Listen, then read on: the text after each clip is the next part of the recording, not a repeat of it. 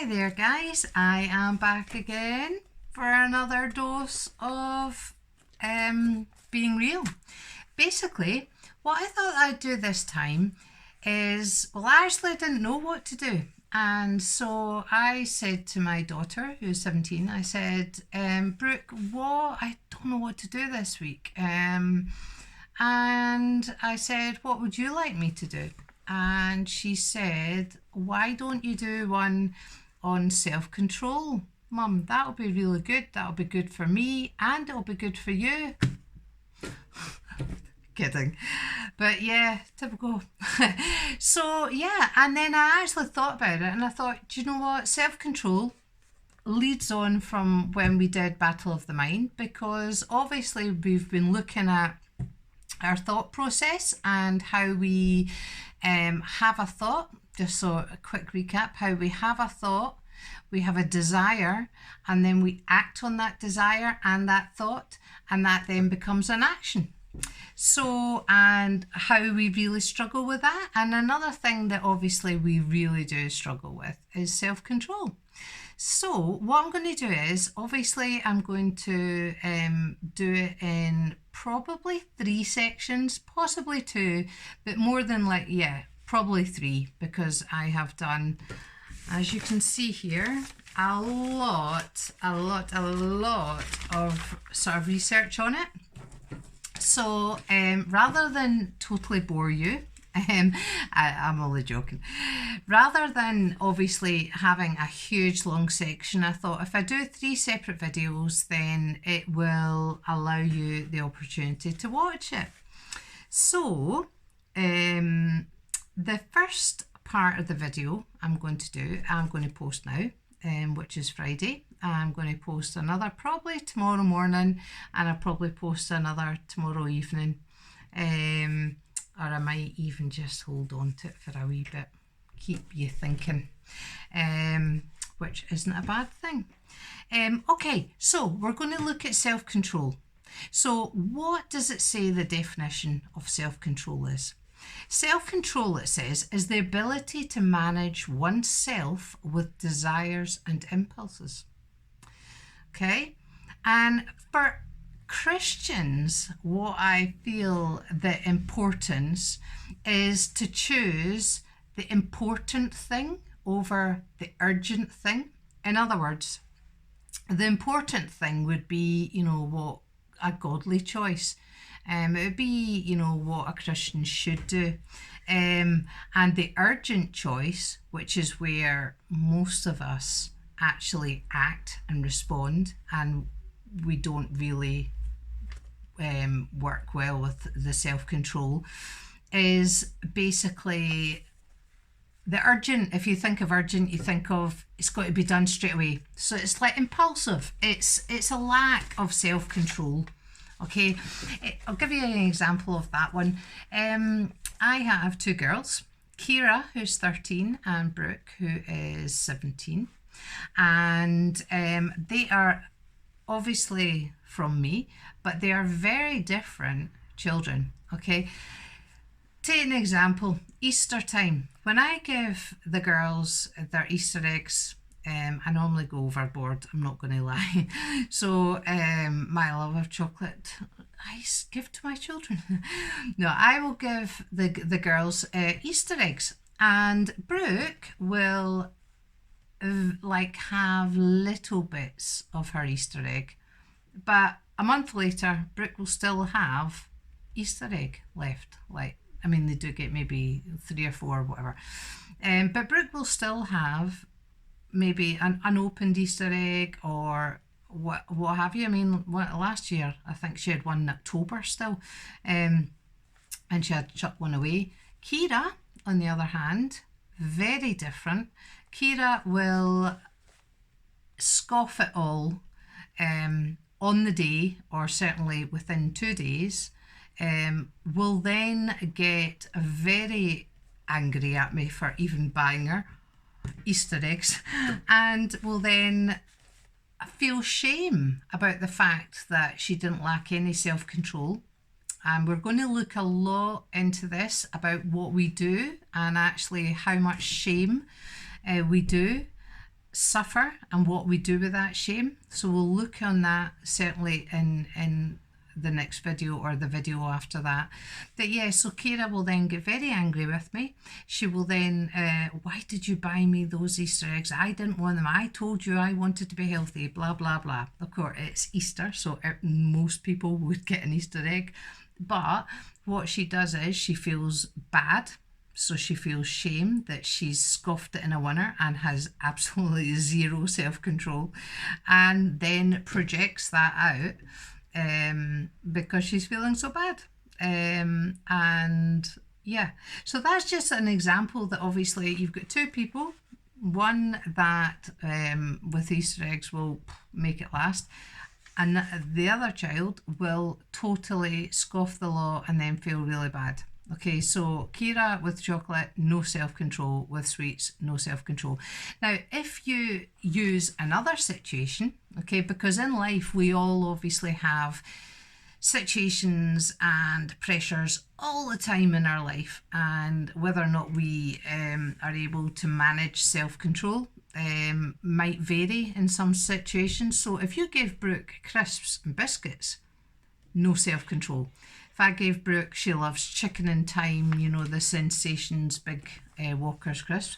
If I give her a big bag of that, only if it's down to £1 in Tesco, then I will get her one. I'll get her one if it's reduced, then £1.99 down to £1, and she will then eat the whole lot and then say, Mum, why did you buy that for me? I didn't want that, blah, blah, blah. And actually just the fact that she is not able to manage that and have self-control with regard to that one. So in different circumstances, chocolate, she can have self-control. In biscuits and crisps, can't have self-control. If they're in the cupboard, she'll eat them. Bit like her mum. So yeah, I just wanted to sort of like give you a little example of the fact that actually I have, you know, that's like two different children, but obviously one can manage it, one can't manage it.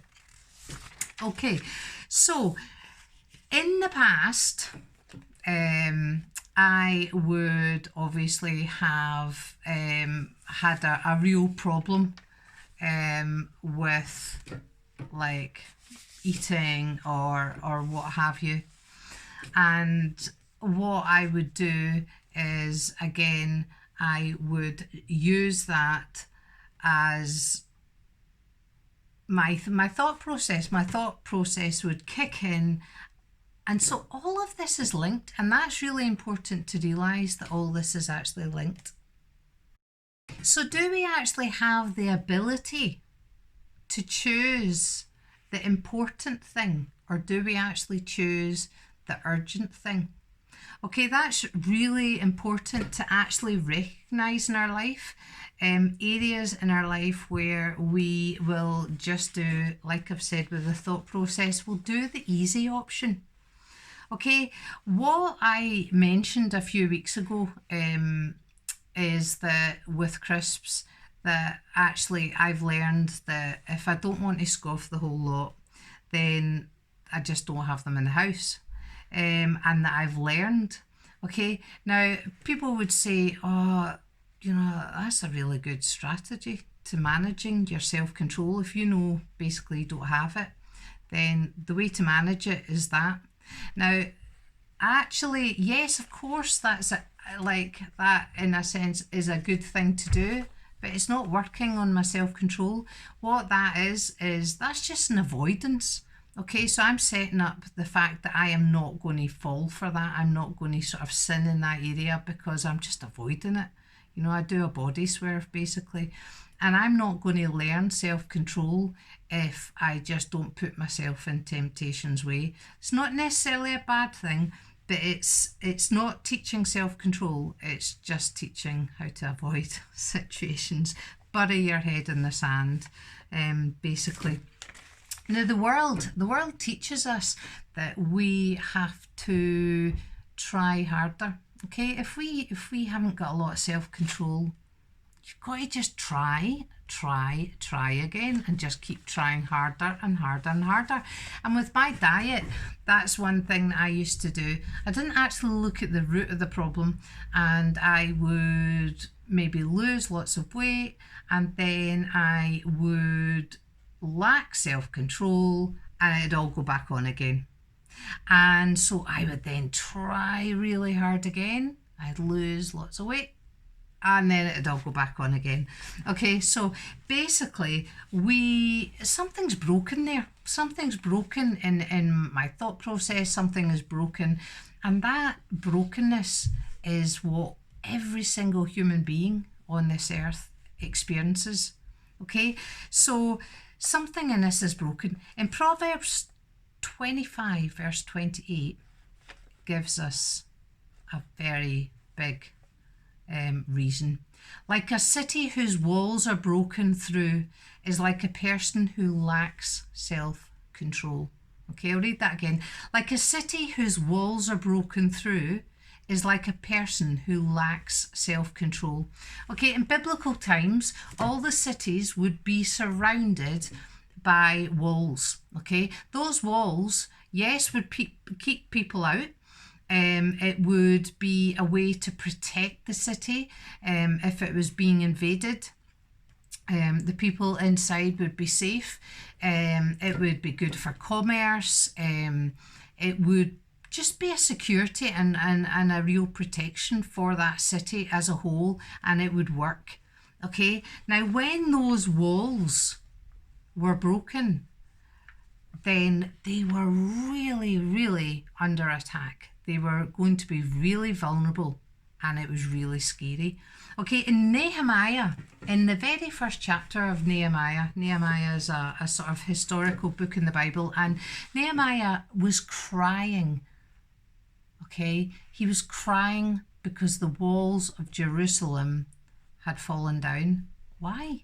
Like, why was he crying over that? Because basically, a city whose walls are broken, as I've just explained, it's a huge, huge thing. It meant that they were going to really, really struggle. Okay, a city without walls means you're so vulnerable, and the citizens, civilian, oh, I can't say that word. The citizens, I'll just say that. The civilians basically inside that city would run. Okay, because the minute that the walls were broken, they could be attacked. Commerce wouldn't work, you know, things would be stolen, people would, like, everything goes out of control. Okay, and when things go out of control, the people would run. Okay, I just want to say, you know, they scrambled to survive because nothing worked when the city walls, you know, they were under attack. There was no security. And basically what would happen is they would scramble to survive. Okay, what happens when your walls are broken down? When you run, what do you run to? Okay, all of us have like addictions. Okay, you might not think you do, and a lot of people deny that they've actually got addictions. Of course, you've got the big ones. You've got alcohol, you've got drugs, you've got sex, you've got overwork, you've got rage, you've got food. You either eat too much, you either don't eat enough. Okay, some people deny their sinfulness. Okay, some people deny their sinful habits. Okay, for me, confession again, I used to gamble lots when I was a kid. I used to love like the fruit machines and stuff like that. And I used to work in a Christian bookshop, and I was working in the coffee shop. And every Friday, well, every payday, I would get my wages on a Friday, and I'd be like, yes. And I'd walk past, and I had to walk past this place called Treasure Island, and it was just fruit machines, and it was like, yeah, the buzz and everything, and I was just like, yes. And I used to go in there, and I'd finish work at 3 o'clock, and I would leave that place at 9:30 at night, having lost well over half my wages for the whole month. And I'd walk across the bridge and I would beat myself up and I'd be like, why have you just done that? What an idiot you are. And I remember walking over the River Clyde because I used to park my car on the other side because you didn't have to pay for parking. Scottish. And I remember looking down at the River Clyde and being like, why have you just done that again? And I used to speak to it, like literally speak to myself, and I'd be like, when are you ever going to learn? That I would say that to myself. I'd look down at the River Clyde and I'd be like, when are you going to learn? And I was so angry with myself. And, you know, I get in my car and I go home. It's like I just worked 2 weeks for nothing. I had literally thrown all my money away. Okay, yeah, so, I mean, basically, what an idiot I was. And I didn't learn. Trust me, I really didn't learn. And basically, I actually didn't think there was a problem. Even though I was so angry with myself, I really didn't think that there was a problem. It's crazy, isn't it? I really didn't think I had a problem. And actually looking back on it, half my wages would go. And that's what a lot of us have got problems with. We actually think we wait and we wait and we wait and we think, do you know what, it's not a problem, it's fine, I can handle it, it really won't be a problem. Especially even like with drink, you know, it's like I'll have one drink because I've had a really tough day, just take the edge off. Tuesday, today was a nightmare as well, I'll just have another drink.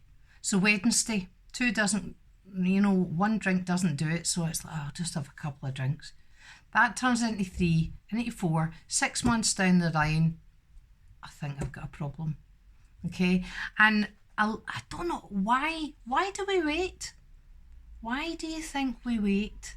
We wait and we wait because actually we deny that there is a problem. Okay, it's weird. We wait until our walls are decimated, until we realise that the broken walls in our city are broken, and then we look and we go, I think there might have been a problem there. In the Bible it says, even if one section of wall is damaged, the whole city is vulnerable. Okay, obviously we're using the analogy here that our bodies, our soul, our spirit, our actual physical body, everything is like a city. So our wall is a city. And the minute a bit of it is broken, then we're vulnerable. Okay, invasion can happen even if one wee bit of that wall is broken. So you imagine a city and one section of that is broken. The devil is quite capable of just walking in within that section. Now we wait and we wait and we wait. We wait and we hold on to it. A bit like Kira with her eggs. You know, she would sit there in her room and be like, I can't believe I've just eaten that.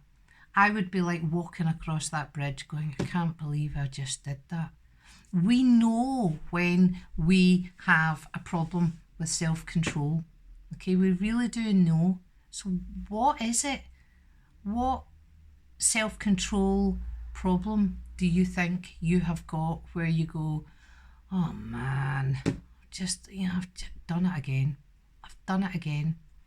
And the problem is that we wait. We wait and we wait. And then actually what happens is we might deal with that problem. We might go to counselling if it's really bad. We might go to counselling. We might just get a kick up the ass and we might just think, do you know what, right, sort this out. So we sort our problem out.